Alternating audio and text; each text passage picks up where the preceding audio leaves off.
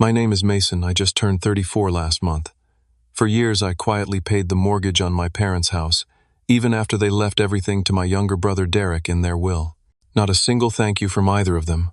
When I finally stopped payments, my phone stayed silent for exactly 30 days. Then came a text from Mom, mortgage due. My calm reply changed everything. If you want to know what family betrayal really feels like, stick around. Let me know where you're watching from. Hit that like and subscribe button, and prepare yourself for a story about standing up for yourself. I grew up in a middle-class neighborhood on the outskirts of Chicago. Our house wasn't anything special, but it was in a good school district which my parents never let me forget was the reason they stretched their finances to buy it. Dad worked as a structural engineer for a construction company, often putting in 60-hour weeks during the summer building season. Mom taught third grade at the elementary school just 3 blocks from our house, which meant she could keep tabs on me even when I wasn't in her class. From my earliest memories, there was always this unspoken tension between me and my parents. Nothing dramatic or abusive, just this constant pressure to achieve, to excel, to justify their investment in me. Every report card became a referendum on my worth. An A- wasn't celebrated. It was questioned. What happened to the other points, Dad would ask, frowning at the paper like I had personally insulted him. Then Derek came along when I was 5. From the beginning, it was clear he operated under a different set of rules. Where I was expected to be independent, he was coddled. Where I faced consequences, he received second chances, and third chances, and fourth. By the time I was 12, I was packing my own lunches and setting my alarm clock. Derek at 7 still had Mom cutting the crusts off his sandwiches and tucking him in at night. I'm not saying he was spoiled exactly, but there was definitely a double standard. One memory stands out vividly. When I turned 16, I wanted a laptop for school. My parents told me it was an unnecessary expense and that I could use the family desktop computer in the living room. So I got a job bagging groceries at the local supermarket, saving every penny for 4 months, until I had enough for a basic model. The very same year, Derek turned 11 and received the latest PlayStation with 6 games for his birthday. When I pointed out the inconsistency, Mom said Derek needs more encouragement with his studies. The games are incentives. Never mind that Derek's idea of studying was opening a textbook while playing those games. The pattern continued through high school. I maintained a 4-point GPA while working 20 hours a week and playing baseball. Derek barely passed his classes, quit every extracurricular activity he started, but still somehow got a car for his 15th birthday. Not even his 16th birthday, his 15th, so it would be ready for him when he got his license. College was where the disparity became impossible to ignore. I applied to 8 schools and got accepted to 6, including Northwestern and University of Michigan. I chose University of Illinois because they offered me a partial scholarship. Even with that, my parents informed me they could only contribute about $5,000 toward my education each year. We've been saving, but with the housing market downturn, we just don't have what we thought we would, Dad explained, looking genuinely regretful. I understood. I took out loans, worked part-time at the campus IT help desk, and graduated with about $70,000 in debt. 4 years later, when Derek went to college, the story changed dramatically. He got into Southern Illinois University with grades that could generously be described as mediocre. Suddenly, my parents had enough money to pay his full tuition, buy him a new laptop, furnish his apartment, and give him a monthly allowance. When I asked Mom about this during one of our increasingly rare phone calls, she said, "Your brother isn't as resourceful as you are, Mason. He needs more support to succeed." That phrase became a recurring theme in our family dynamic. I was resourceful and independent and capable, all code words for "we don't need to help you." Derek was sensitive and still finding his way, and needs structure, all euphemisms for "we'll keep supporting him indefinitely." Despite all this, I maintained a relationship with my parents. It wasn't close, but it was civil. Sunday dinners once a month when I was in town. Phone calls on birthdays and holidays. I told myself that family was family, and that holding grudges would only hurt me in the long run. What I didn't realize then was how these early dynamics would set the stage for much bigger disappointments down the road. The small inequities of childhood were just rehearsals for the main performance that would come after my father's health began to fail. But I'm getting ahead of myself. By my late 20s, I had established a life independent from my family. I had friends who valued me, colleagues who respected me, and a growing sense that perhaps the distance between me and my parents wasn't entirely a bad thing. Still, there was always that lingering hope that someday they would see me clearly and acknowledge what I had accomplished on my own. That hope kept me tethered to them, responding to their occasional requests for help, showing up for family functions, and maintaining the facade that everything was normal. In reality, I was the family member they called when they needed something practical done, while Derek remained the emotional center of their world. I sometimes wonder if things would have turned out differently had I confronted them earlier about this imbalance. But like many children who grow up in subtly dysfunctional families, I had normalized the abnormal. It would take a much more dramatic event to finally open my eyes to the reality of my position in the family hierarchy. After graduating from college with my IT degree and that mountain of debt, I moved back to Chicago and took the first job I could find, a technical support position at a medium-sized software company. The pay was barely enough to cover my student loan payments and a tiny studio apartment in a neighborhood that real estate agents optimistically called transitional.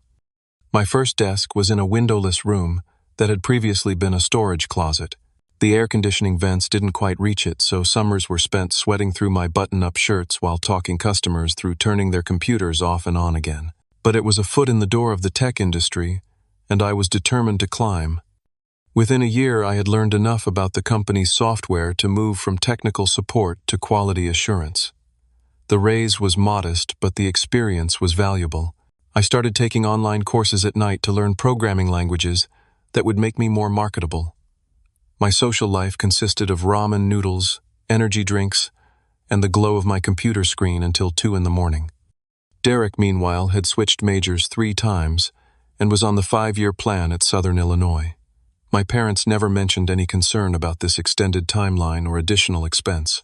When I visited during Christmas, Derek would regale everyone with stories of fraternity parties and spring break trips to Florida, all funded by the bank of Mom and Dad. By year 3 in my career, I had moved to a small software development firm as a junior developer. The pay bump allowed me to move to a slightly better apartment and accelerate my student loan payments. I was determined to be debt-free by 30, a goal that required strict budgeting and few luxuries.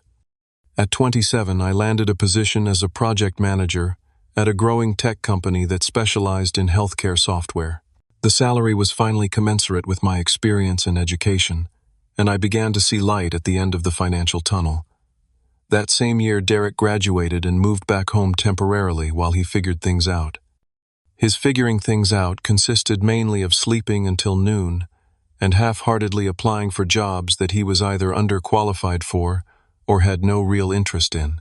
When I suggested he might start with something entry-level just to build experience, he scoffed. "I didn't get a business degree to answer phones, Mason." I bit my tongue, remembering all too well my own time in the windowless closet doing exactly that.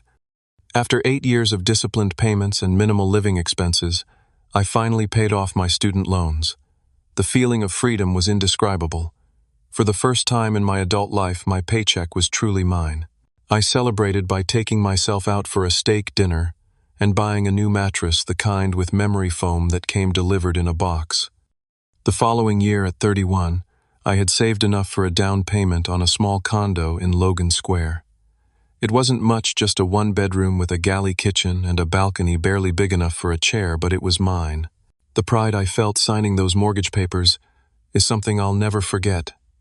No one had helped me. No one had co-signed or gifted me money or connected me with a special deal.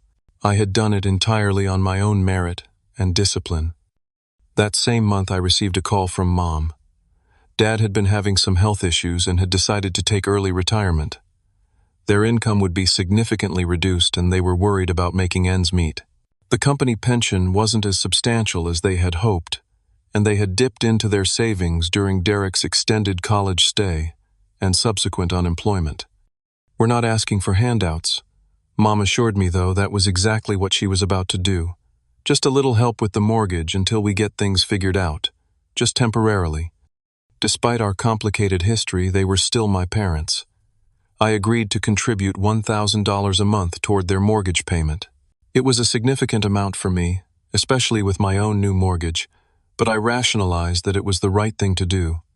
Family helps family, even when the help has historically flowed in one direction. What was supposed to be temporary assistance quickly became a regular expectation. Months passed, then a year, then two. Derek had finally found a job as a sales representative for a liquor distributor, a position that seemingly involved more drinking than selling. He lived in the basement of our parents' house, ostensibly saving money, though his new car and frequent weekend trips suggested otherwise. Not once during this time did he offer to contribute to the household expenses. Not once did my parents suggest he should. The unspoken understanding was that Mason would handle the practical matters. Mason was good with money.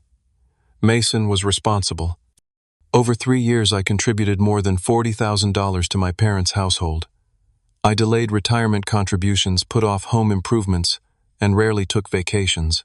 Meanwhile, my social media feeds filled with photos of Derek at concerts, sporting events, and bars, always smiling, always carefree. I told myself it was temporary. I told myself I was building good karma. I told myself that surely when it came time for my parents to consider their legacy, they would remember who had been there for them in practical ways, who had sacrificed, who had stepped up. I couldn't have been more wrong. The call came on a Tuesday morning in October. Mom's voice trembled as she told me Dad had suffered a stroke. He was stable but hospitalized, and the prognosis was uncertain. I immediately took emergency leave from work and drove to Northwestern Memorial Hospital, my mind racing with worst-case scenarios.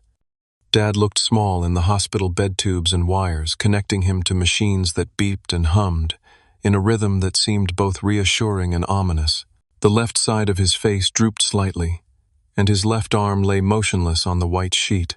The doctor explained that while the stroke was moderate in severity, recovery would be a long road involving extensive physical therapy. Mom sat beside him, clutching his right hand, looking older than her 66 years. When she saw me, relief washed over her face. "Oh, Mason, thank goodness you're here. I don't know what to do about all the paperwork, and the insurance forms are so confusing." I spent the next several hours navigating the labyrinthine healthcare system, talking to insurance representatives, filling out forms, and trying to understand what would be covered and what wouldn't. It became clear that even with Medicare, there would be significant out-of-pocket expenses. "Where's Derek?" I asked, eventually noticing my brother's absence. "He's at work," Mom said defensively. "He can't just drop everything. His boss isn't as understanding as yours." I swallowed the retort that rose to my lips. My boss wasn't understanding. I had accrued personal days through years of rarely taking time off. But arguing wouldn't help Dad, so I focused on what needed to be done. Over the next few weeks, a routine developed. I would work remotely during the day from my parents' house, then drive Mom to the hospital in the evenings. Derek would occasionally show up for brief visits, usually around dinner time, staying just long enough to tell Dad about his day before heading out to meet friends or his girlfriend. Dad was eventually discharged to a rehabilitation facility where he would spend 6 weeks relearning how to walk, dress himself, and perform basic daily tasks. The facility was 40 minutes from my parents' house, but over an hour from mine, making daily visits logistically challenging. Without discussing it, it was assumed I would handle the transportation, the coordination with therapists, and the ongoing insurance battles. I reduced my hours at work, taking a corresponding cut in pay. The company was supportive but had limits to their flexibility.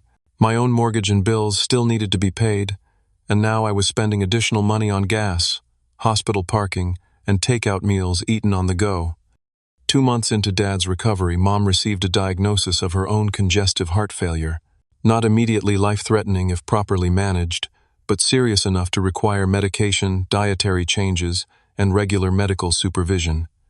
The stress of Dad's condition had likely exacerbated her underlying heart issues. Now I was coordinating care for both parents, shuttling between different medical facilities, picking up prescriptions, and trying to maintain some semblance of my own life. Derek's contribution remained minimal, limited to occasional grocery runs and brief hospital visits, always with a ready excuse about work obligations or prior commitments. During one particularly exhausting week, Mom mentioned that she and Dad were thinking about updating their will. "With everything going on, we want to make sure our affairs are in order," she explained. Could you help us find a good estate attorney? I researched options and scheduled an appointment with a highly rated firm specializing in elder law and estate planning. I drove my parents to the initial consultation, where the attorney explained the process and the various options available to them.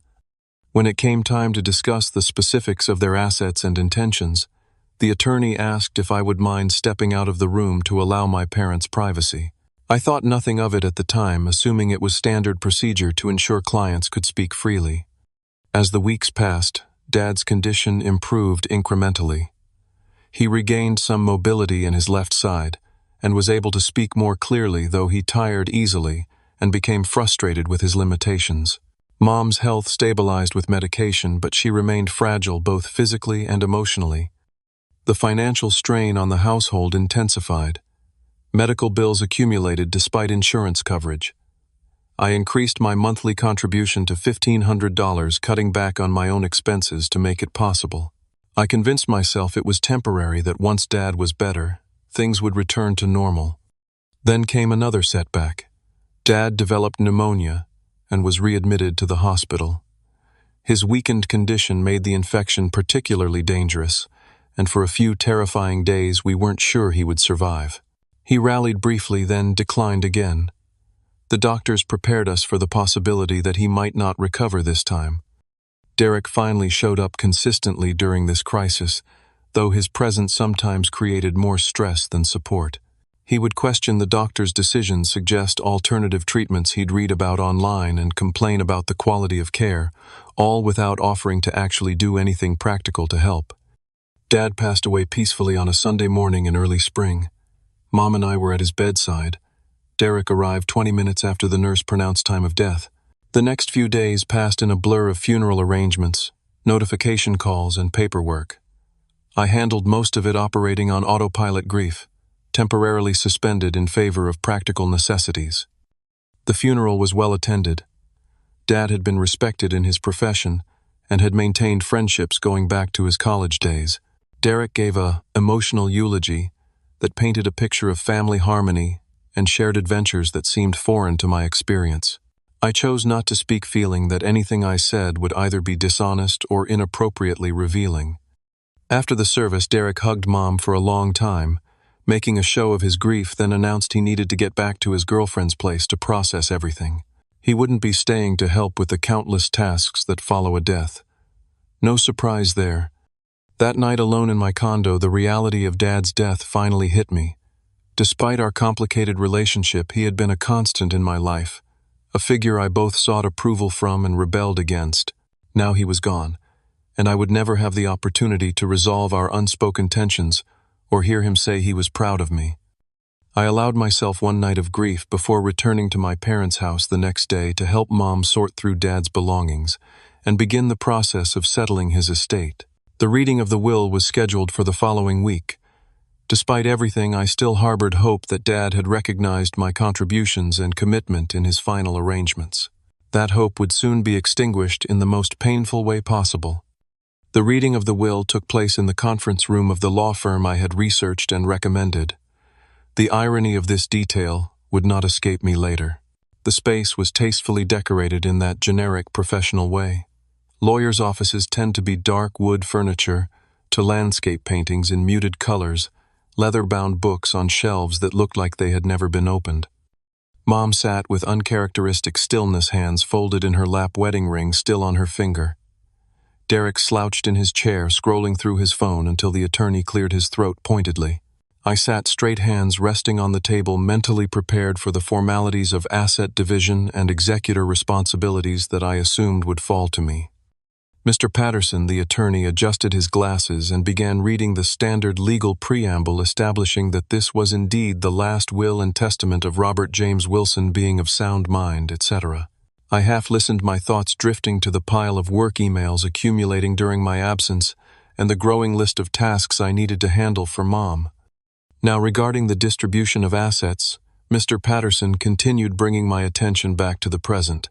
To my son, Mason Alexander Wilson, I leave my Omega wristwatch, which was given to me by my own father, and the accompanying letter in the envelope marked with his name. I blinked, waiting for the next item. Surely there would be more. To my wife, Margaret Ellen Wilson, I leave our joint investment account at Fidelity Investments, the balance of our joint checking and savings accounts, and all personal items not specifically designated elsewhere in this document. I shifted in my seat, a faint unease beginning to form.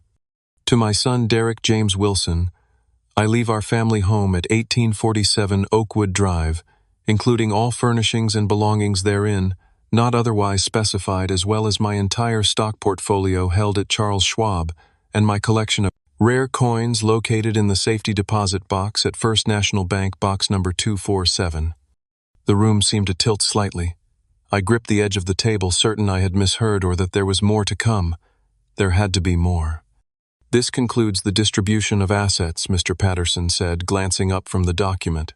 "The remainder of the will contains standard legal provisions regarding the settlement of debts and the appointment of Margaret Wilson as executor, with Derek Wilson as successor executor should she be unable to serve."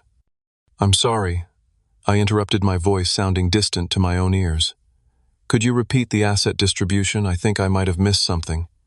Mr. Patterson looked uncomfortable but obliged, repeating the exact same provisions. The family home worth approximately $400,000 in the current market. The stock portfolio, which I knew contained blue-chip investments accumulated over 30 years, conservatively worth at least $250,000. The coin collection, a hobby of Dad's that had become surprisingly valuable over time, worth perhaps $50,000. All of it, every significant asset, had been left to Derek. My inheritance consisted of a 50-year-old watch that Dad rarely wore and a letter. I looked at Mom, searching for some sign of surprise or discomfort, some indication that this outcome was unexpected to her as well. Her expression remained neutral, her eyes not quite meeting mine. "This can't be right," I said, hearing the tremor in my voice. "There must be some mistake." "I assure you, Mr. Wilson, this is the document your parents signed 3 months ago," Mr. Patterson replied. "They were both deemed competent by 2 witnesses, and everything is legally binding." "But I've been paying the mortgage," I said, the words tumbling out before I could consider their appropriateness. "I've been supporting them financially for years. I took care of Dad through his illness. I drove Mom to all her appointments. I've put my life on hold." Derek finally looked up from his phone, a smirk playing at the corners of his mouth. "Sounds like you did that by choice, bro.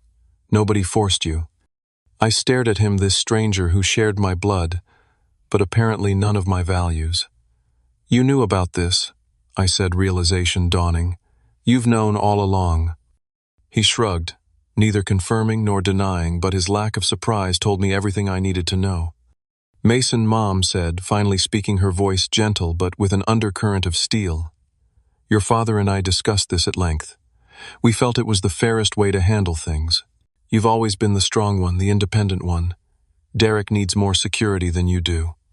The familiar refrain trotted out once again to justify the unjustifiable. I felt something break inside me, some last thread of hope that had stubbornly persisted despite years of evidence to the contrary. "May I have the letter, please?" I asked Mr. Patterson, my voice unnaturally calm. He handed me an envelope with my name written in Dad's distinctive handwriting. I opened it carefully, aware of 3 pairs of eyes watching me. The letter was brief, just a few paragraphs. Dad acknowledged my help during his illness and expressed appreciation for my responsible nature. He explained that the decision to leave the bulk of the estate to Derek was based on his belief that I was better equipped to succeed independently, while Derek needed the security of family assets to find his footing in life. The final paragraph was the most revealing. "You've always been strong, Mason. Sometimes too strong for your own good. You never seem to need us the way Derek does. We hope you understand that our decision is based on need, not on love or appreciation." I folded the letter carefully and returned it to the envelope. The watch sat in a small box on the table, its face gleaming under the fluorescent lights. I left it where it was. "There's one more thing you should know, Mason," Mr. Patterson said, looking distinctly uncomfortable. "The mortgage on your parents' home, on Derek's home now, is still outstanding. About $180,000 remains on the loan." And I prompted, though I suspected what was coming. "According to our records and the bank statements your mother provided, you've been making those payments for some time." I want to clarify that with the transfer of ownership to Derek, that responsibility legally shifts to him unless you have some other arrangement. I looked at Mom, then at Derek. Neither seemed concerned by this revelation. In fact, there was an expectant quality to their silence, as if they were waiting for me to volunteer continued financial support, despite everything that had just transpired. "I see," was all I said, rising from my chair. "Thank you for your time, Mr. Patterson. If there's nothing else requiring my signature today, I'll be going." The attorney confirmed there was nothing further needed from me. I nodded once to Mom, ignored Derek completely, and walked out of the office into the bright spring afternoon, feeling as if I had aged a decade in a single hour. The betrayal was complete and unambiguous. Years of support, both emotional and financial, had counted for nothing. Worse than nothing, they had perhaps been taken as evidence that I didn't need or deserve consideration when it came to my parents' legacy. As I drove home, my father's words echoed in my mind. "We hope you understand that our decision is based on need, not on love or appreciation." What they had failed to understand was that everyone needs love and appreciation, even the strong ones, especially the strong ones. The drive back to my condo passed in a blur. Traffic lights, other cars, pedestrians all seemed distant and irrelevant, like props in a play I was no longer interested in watching. I parked in my designated spot, walked up the 3 flights of stairs rather than taking the elevator, and entered my home in a state of emotional numbness. Everything looked exactly as I had left it that morning, yet nothing felt the same. The books on my shelves, the coffee mug in the sink, the throw blanket draped over my couch, all symbols of a life I had built independently, a life that my parents had effectively deemed less worthy of support or acknowledgement than my brothers.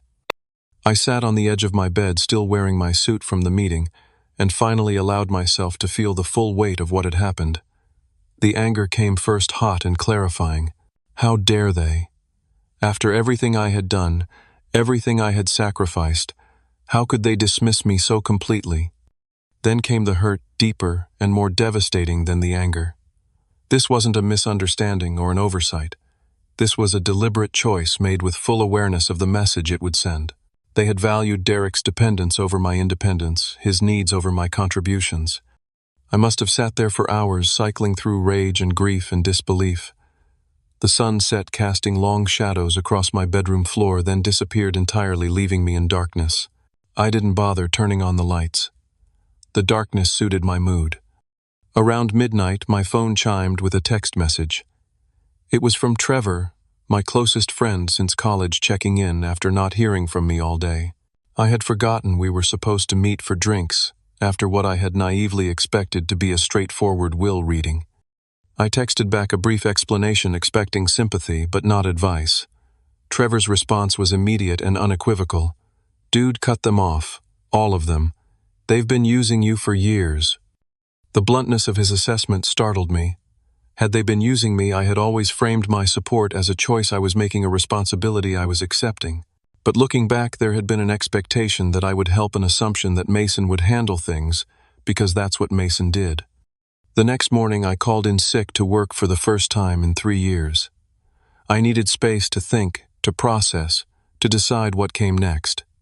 Around noon, my colleague Samantha called, concerned by my absence. Samantha and I had started at the company around the same time and had developed a friendship based on mutual respect and occasional happy hour commiserations. I found myself telling her everything, the words pouring out in a disorganized jumble of facts and feelings. She listened without interruption, making only occasional sounds of acknowledgement or disbelief. "That's seriously messed up," she said when I finally ran out of words. "But Mason, have you actually told your mom how you feel about this? Really told her, not just hinted or assumed she should know?" I had to admit I hadn't. In the shock of the moment, I had retreated rather than confronted. "Maybe start there," Samantha suggested. "At least give her a chance to explain. And if her explanation sucks, then you can decide what boundaries you need to set going forward."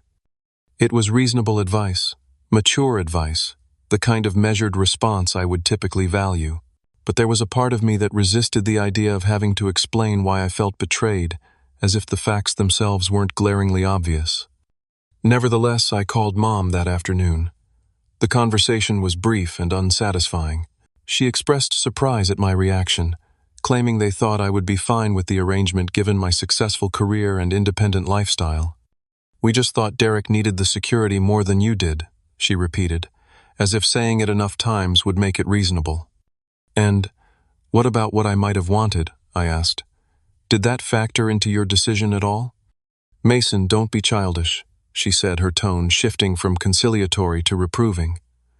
"This isn't about wants, it's about needs. You need to be more mature about this." The conversation deteriorated from there. My attempts to express hurt were met with deflection or dismissal. When I brought up the years of financial support I had provided, she accused me of keeping score and putting a price tag on family help. We ended the call with nothing resolved.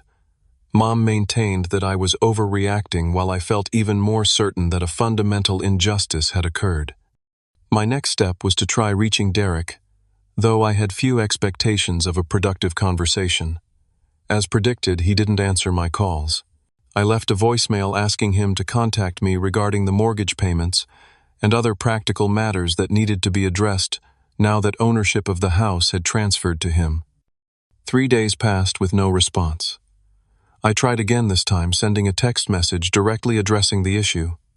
"Now that you own the house, we need to discuss the mortgage payments I've been making. Please call me." His response came hours later. "Don't worry about it, bro.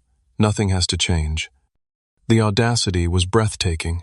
"Nothing has to change" meant that I should continue paying for a house that now legally belonged to him, a house I would never own, any part of a house that represented the clearest possible statement of my parents' priorities. I decided to gather more information before making my next move.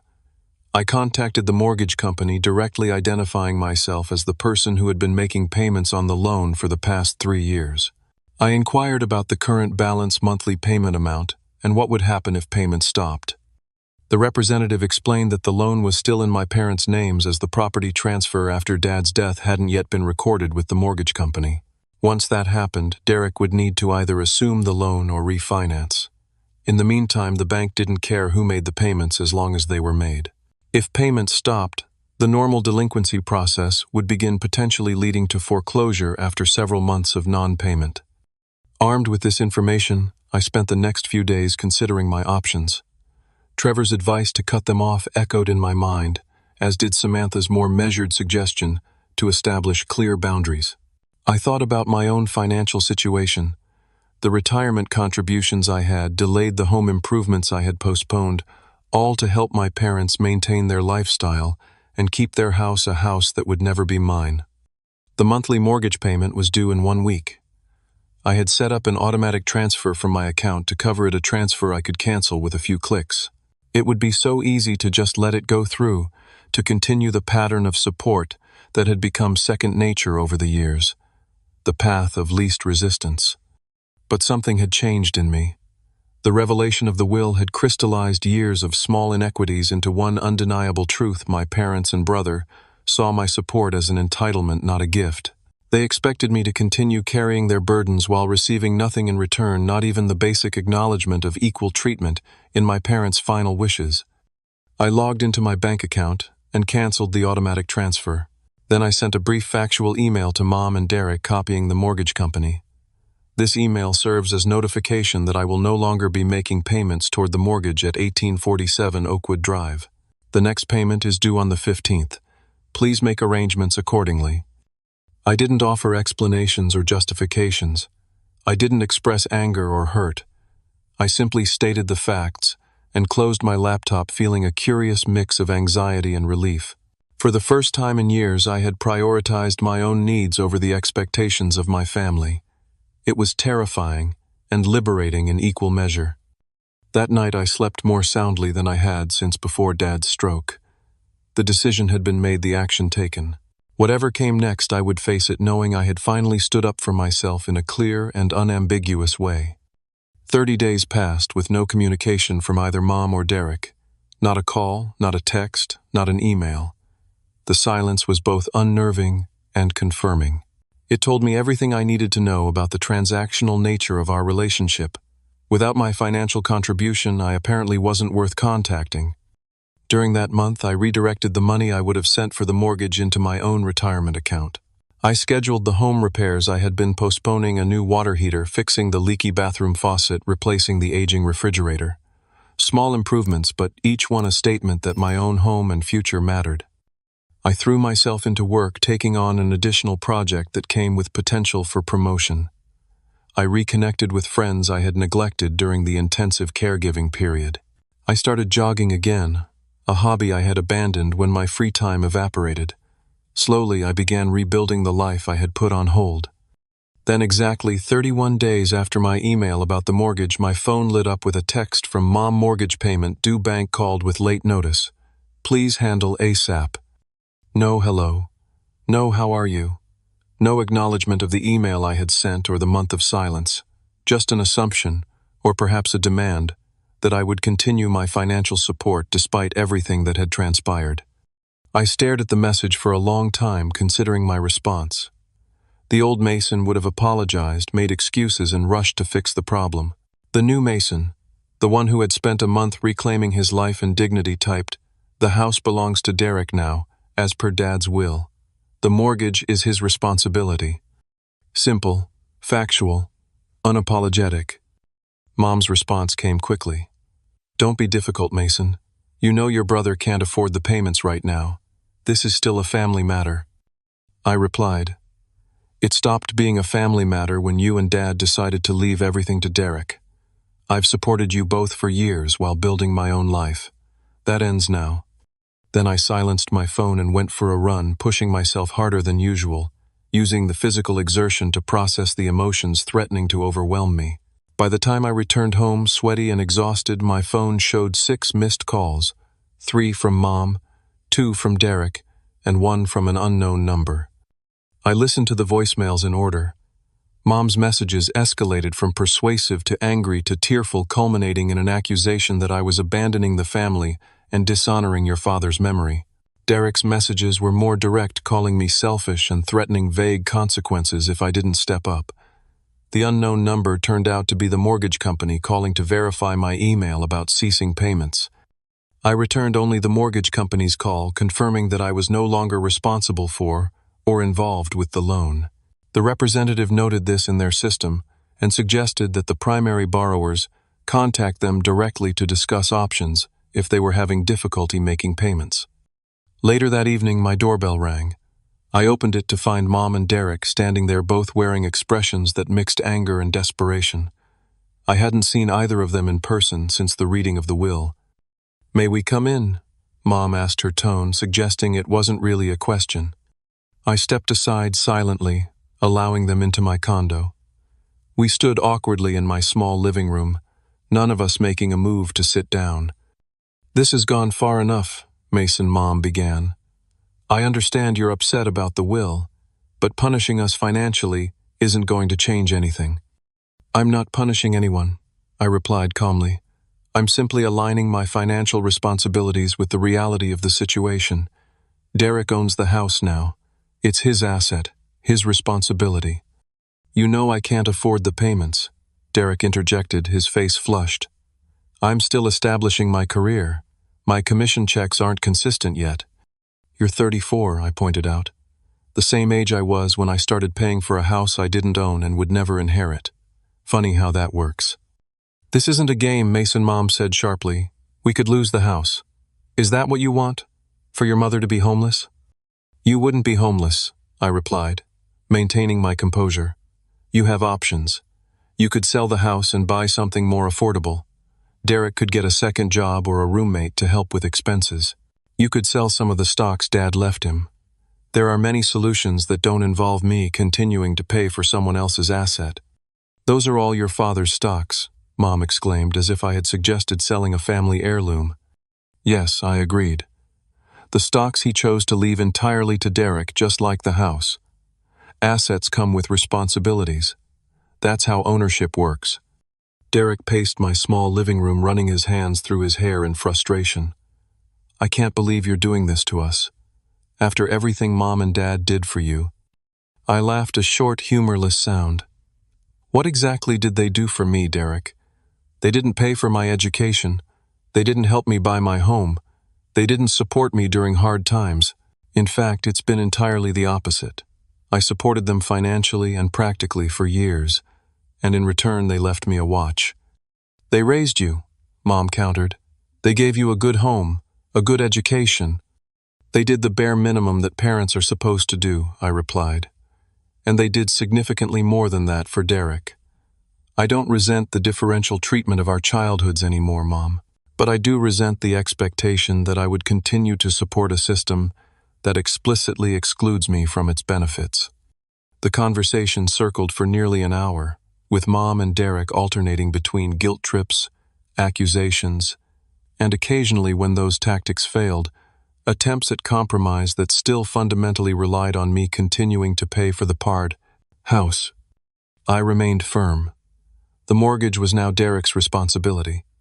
If he couldn't afford it, he needed to make different choices, just as I had made choices and sacrifices throughout my adult life. Finally, when it became clear that I wouldn't budge, Mom suggested reluctantly that perhaps they could sell some of the stocks to catch up on the mortgage payments and refinance the loan to lower the monthly amount.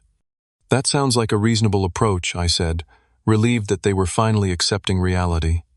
I just don't understand why you're being so cold about this, Derek said, shaking his head.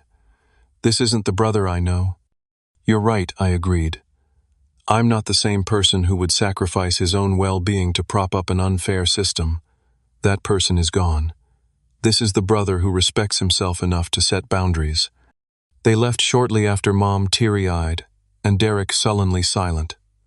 I closed the door behind them and leaned against it, exhaling slowly. The confrontation had been difficult but necessary.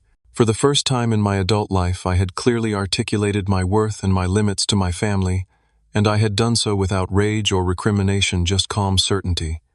Whether they understood or accepted my position remained to be seen, but I realized with some surprise that their understanding was no longer essential to my peace of mind.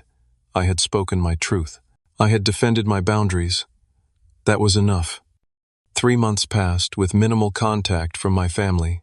Occasional text messages from Mom, usually updates about her health or pointed comments about struggling to make ends meet, but nothing requiring a substantive response from me. Derek maintained radio silence, apparently still nursing his resentment over my refusal to continue financing his inheritance. Through mutual acquaintances, I heard that they had indeed sold some of the stocks to catch up on the mortgage payments, but ultimately decided that maintaining the house was too expensive.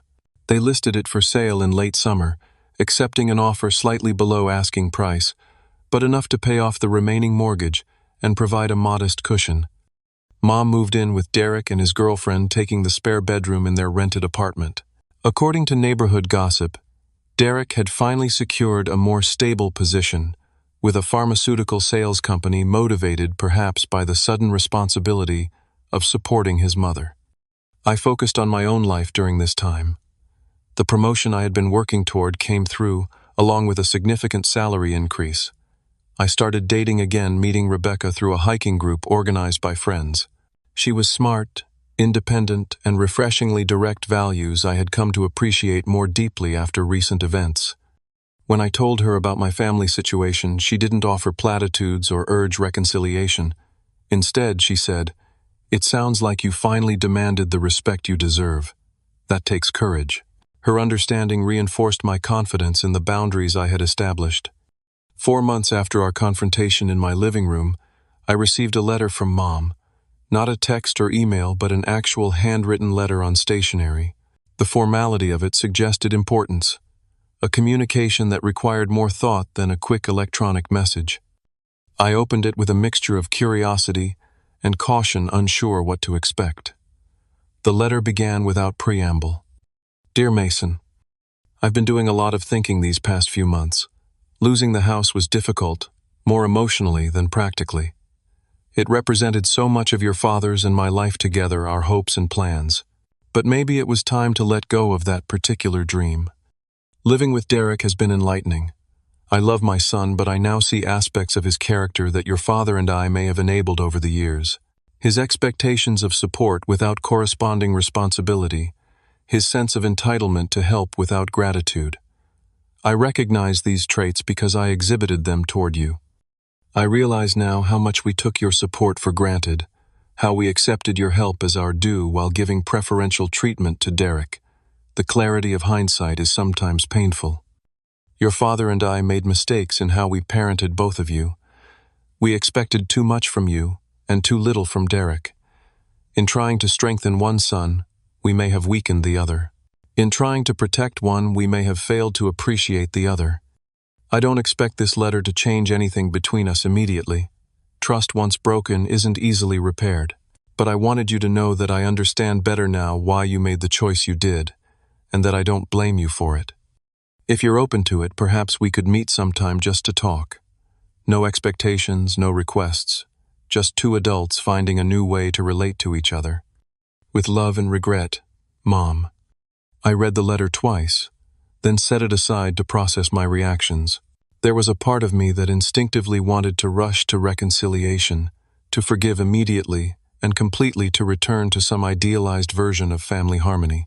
But I recognized that impulse as a pattern. I was trying to break the pattern of prioritizing others' needs above my own emotional health. After careful consideration, I texted Mom suggesting we meet for coffee at a neutral location the following weekend. I deliberately chose a public setting with a natural time limit, establishing boundaries even in this tentative step toward reconnection. We met at a small cafe halfway between our homes. The conversation was initially awkward with long pauses and careful navigation around sensitive topics, but gradually something shifted. For perhaps the first time we spoke to each other as adults with equal standing, not as mother and child locked in established roles. Mom shared more about her new living arrangement, including the challenges of adjusting to a smaller space and the tension that sometimes arose between her and Derek's girlfriend. She mentioned that Derek had started therapy, prompted by relationship difficulties that emerged when his girlfriend observed the dynamic between him and Mom. He's learning some hard truths about himself, Mom said, stirring her coffee. Truths I should have helped him face years ago. I shared a little about my promotion and my relationship with Rebecca, careful not to overshare or seek approval. This was information freely given, not validation requested. As we prepared to leave, Mom hesitated, then said, "I want you to know that I'm proud of you, Mason. Not just for your career success, but for having the courage to stand up for yourself even when it was difficult, even when it was against me." The words I had waited decades to hear, delivered now, when I no longer needed them desperately, but could appreciate them for what they were, a recognition of growth on both our parts. Our relationship continued to evolve over the subsequent months. We established a new pattern of occasional phone calls and monthly coffee meetings. The conversations remained primarily in the present, focusing on current experiences rather than relitigating past hurts. It wasn't the close mother-son bond some might envision, but it was honest and sustainable. Derek and I maintained a more distant relationship.